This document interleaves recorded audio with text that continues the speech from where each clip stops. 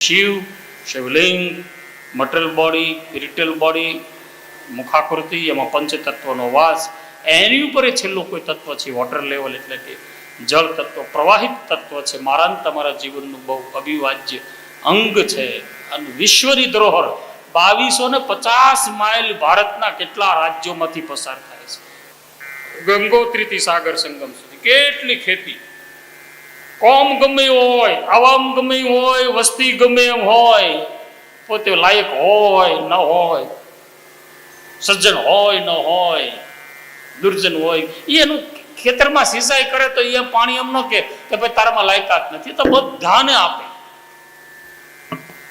બધી કોમને, બધા આવામને, બધી વસ્તીને પાવન કરને આ લોકમાતા છે, 12 માસી અવિરત. અને એમાં આપણે અધિકમાં અધિક એશ અધિકમ ફલમ, માસ અધિક એટલે આપણા ગણતરી 12 મહિનો મળ્યો, એક્સટેન્શન નો મળ્યો, વધારાનો મળ્યો. હા, મને તો આ સૃષ્ટિમાં 56 વર્ષથી બધું વિચરું છું. 13-14 વર્ષનો હતો ત્યારે ભારત મંદિરના 3 ફોટા છે, ઇન્દિરાજીનો, સ્વામીજીનો, મારા મોબાઈલમાં છે ને વચમાં સચમાં પહેલો 70 વર્ષનો હું ઊભો છું. અને છેલ્લી વખત ગાયનું દૂધ અને જઉં થોડાક મૂક્યા હતા રામ શર્માજીને. દેહરાદૂન એક્સપ્રેસમાં ગયા, વડોદરા પહોંચ્યા ત્યાં એમણે પણ આચાર્યજીએ દેહ છોડી દીધો. તો મારો કહેવાનો તાત્પર્ય છે, અવિરત ગંગા છે, જ્ઞાન ગંગા છે, ઋતુંભરા જેનું નામ છે.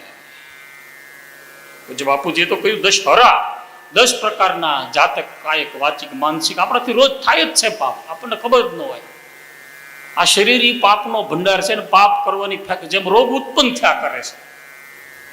અને સમાજમાં આપણે લોકાલિટીમાં આપણે સૃષ્ટિમાં આપણે બધામાં જીવતા એટલે ઘણાને રોગ ઉત્પન્ન થાય તો હગાવાલા કે ઈ ક્યાં રળ્યા છે તો આપણે એની સેવા કરવી. પણ હવે તું પુત્ર તરીકે, પત્ની તરીકે, પુત્રી તરીકે ફરજમાં આવી કરીને તારે ઈ ક્યાં જોવાનું છે એને હું કર્યું છે.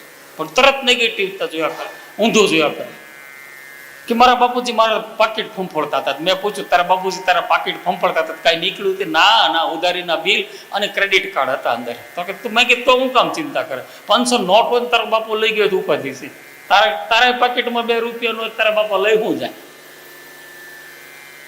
આવા જાણે અજાણે જો પાપ થાય તેનું હરણ કરે આ ગંગાજી છે.